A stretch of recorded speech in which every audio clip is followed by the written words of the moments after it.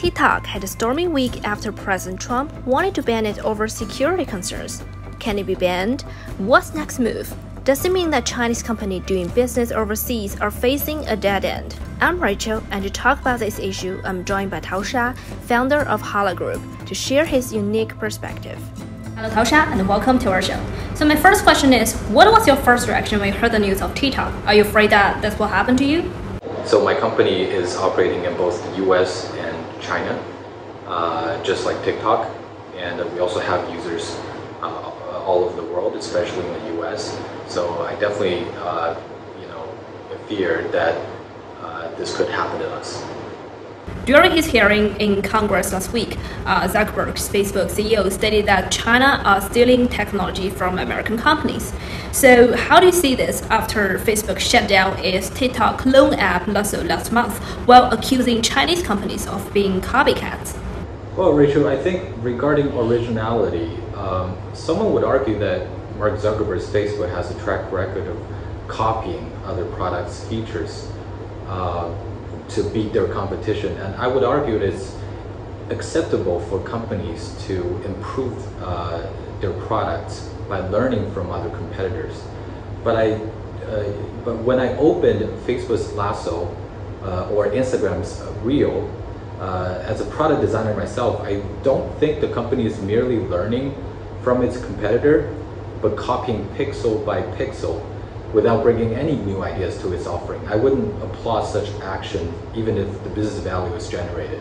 Do you believe that Chinese companies already had the innovation ability to knock open the door to the global market? Absolutely. I think Chinese companies have a very good track record of innovating and bringing products and services to countries all over the world. ByteDance, its product, TikTok, Huawei, which is building extremely reliable and good phones, and among many other Chinese companies. They're innovating, they're bringing a lot of technology to their product, and they're benefiting users not just in China, but all over the globe. This is happening in the last few decades, especially in the technology sector, and I definitely see that happening in the years to come. The next accusation comes from the Trump administration. It claimed that the TikTok is stealing the user information and monitor their behavior, despite that the company has provided technical proof that it didn't. So how does your company dealing with such data security problem? Do you have any technical methods to ensure the cybersecurity? First of all, let me be clear. From what my computer science courses have taught me, no computer system on the planet is 100% safe. Not even at Google, Apple, or Facebook. Most companies collect data to provide better services to their users. And the idea is pretty simple. I think our users own and have complete control over their data. It's our obligation to securely store their data in a trusted cloud computing service, such as Amazon Web Services, and let them know what we're doing with their data and why we're doing that.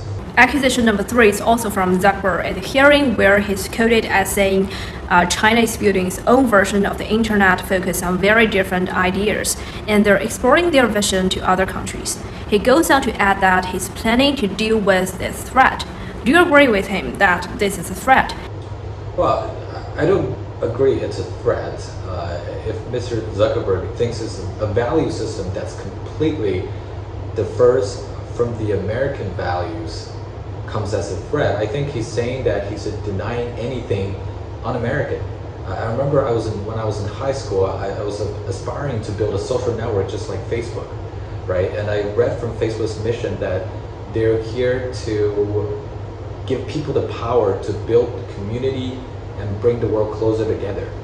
And I truly found that pretty powerful. In order to bring the world closer together, I think we must embrace and accept different values, beliefs and religions, and we must believe that they could coexist. I think it's not up to Facebook or TikTok or any company for that matter to define which value should be accepted in the online space. Okay, so TikTok's popularity has exploded among American young people, and they have launched Save TikTok products on the internet, believing that the app has brought positive changes to them, and the ban violates their right to freedom of speech. You also created a social media app. So what positive impacts do you believe that they bring to the young people? I think video is one of the most enriched and authentic media format. And today's younger user audience, aka what we call them Generation Z, they embrace videos on their phones more than ever because it's more difficult to fake them. It's more real. They feel better expressing themselves with pictures and sound and motion.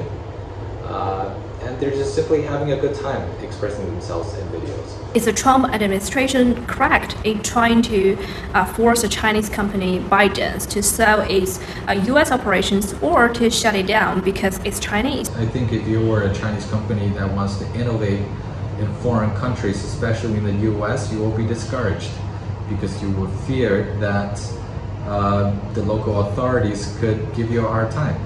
And I already see, some of my peer entrepreneurs, they're rethinking their decision to build products and services in the US because they will fear that they may not be able to get investments from venture capitalists, because it's also the VC's concern that the businesses that they invest in will face challenges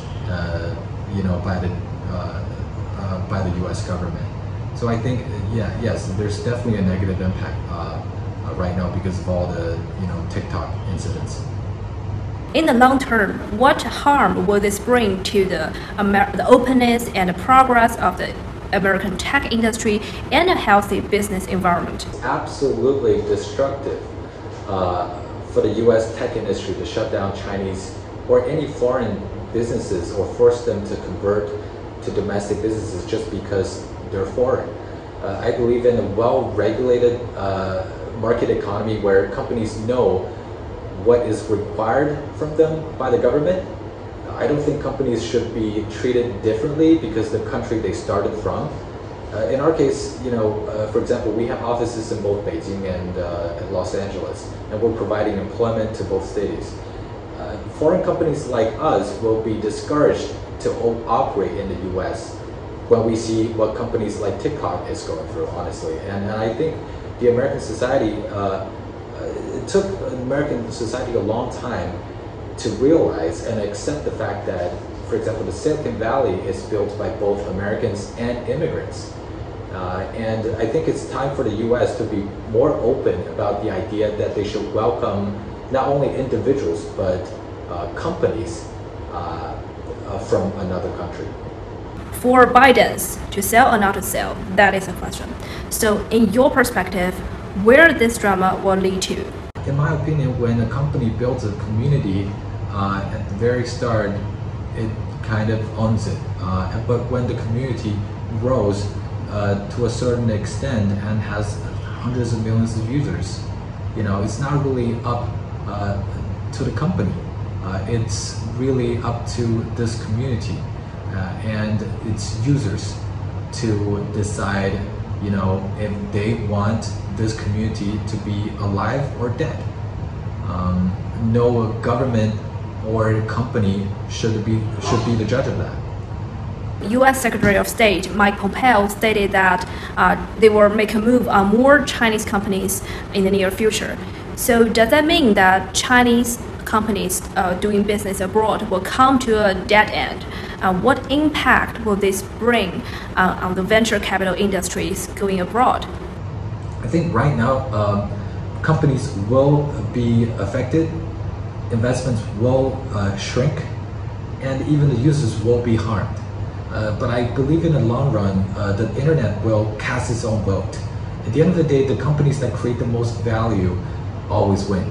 Under the current situation, we will continue to, we as a tech company will continue to comply to the rules and laws of any local authorities. And most importantly, we will always do and always will try to make our users happier by building products that they truly love.